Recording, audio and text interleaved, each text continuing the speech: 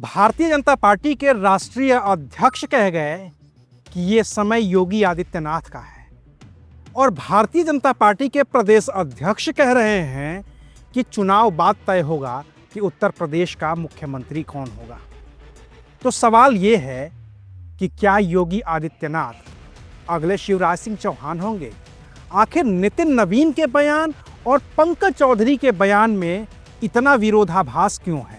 और आखिर योगी आदित्यनाथ की अमित शाह से मुलाकात के मायने क्या हैं?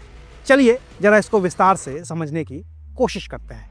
नमस्ते, मेरा नाम अविनाश राय है और आप देख रहे हैं 6 टीवी भारत।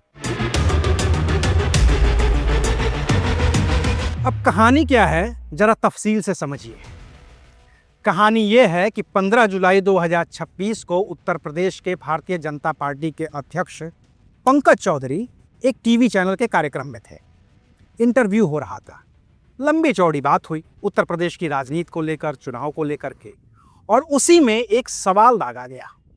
सवाल ये कि क्या योगी आदित्यनाथ ही 2027 में भी मुख्यमंत्री रहेंगे?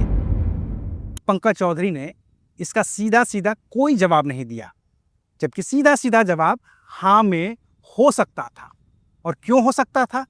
क्योंकि भारतीय जनता पार्टी के राष्ट्रीय अध्यक्ष नितिन नवीन जब लखनऊ के दौरे पर थे तो उन्होंने भरे मंच से कहा था कि सपा और कांग्रेस हमें बांटना चाहती है, लेकिन अब वक्त बदल चुका है और ये वक्त नरेंद्र मोदी और योगी आदित्यनाथ का है। मित्रों, आने वाले समय में ये जो घड़ियाली आंसू बहाने वाले लोग हैं, ये हमें बांटने का प्रयास करेंगे।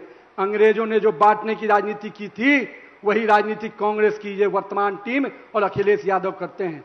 इनके अंदर डिवाइड एंड रूल की पॉलिसी है, पर वो समय बदल गया।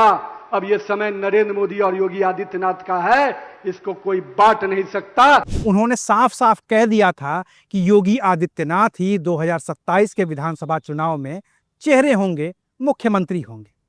लेकिन पंकज चौधरी ने क्या कहा? पंकज चौधरी ने कहा कि 2027 का जब चुनाव खत्म हो जाएगा तो जो संसदीय कार्य समिति है वो मिल बैठकर तय करेगी कि मुख्यमंत्री कौन होगा। उन्होंने नाम भी गिनाए कि कौन कौन शामिल हो सकता है।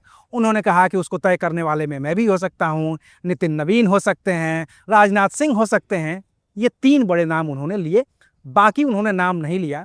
लेकिन दर्शकों को भी पता है कि बाकी वो नाम कौन कौन से हैं, क्योंकि बिना नरेंद्र मोदी जो प्रधानमंत्री हैं उनकी सहमति के कोई तय नहीं हो सकता, बिना गृह मंत्री अमित शाह के सहमति के कोई तय नहीं हो सकता। और एक जो अनकही सी बात है वो बात ये है कि बिना संघ प्रमुख मोहन भागवत की सहमति के काम तय नहीं हो सकता। तो सवाल फिर वही है कि नितिन नवीन और पंकज चौधरी के बयानों में विरोधाभास क्यों है?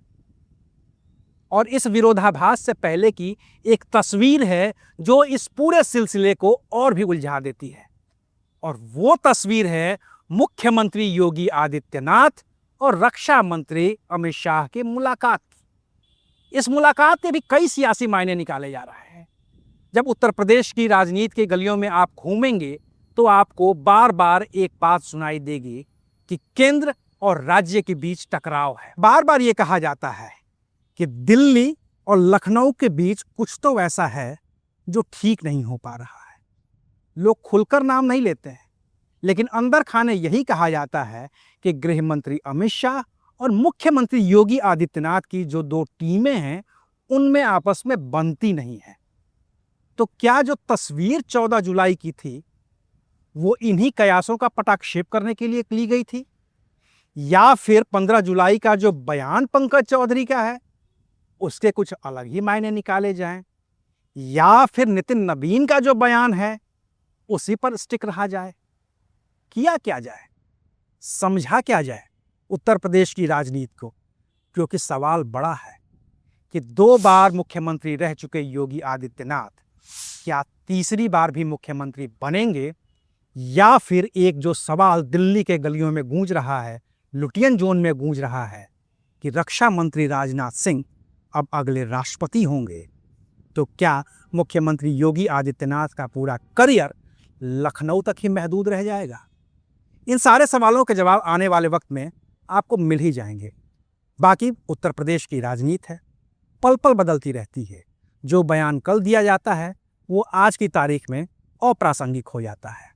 तो सारे बयानों पर हमारी नज़र है, उत्तर प्रदेश की राजनीति पर हमारी नज़र है, सत्ता पक्ष और विपक्ष दोनों पर हमारी नज़र है, और इस राजनीति की नज़र में जो भी अपडेट्स होंगे हम आपको बताते रहेंगे।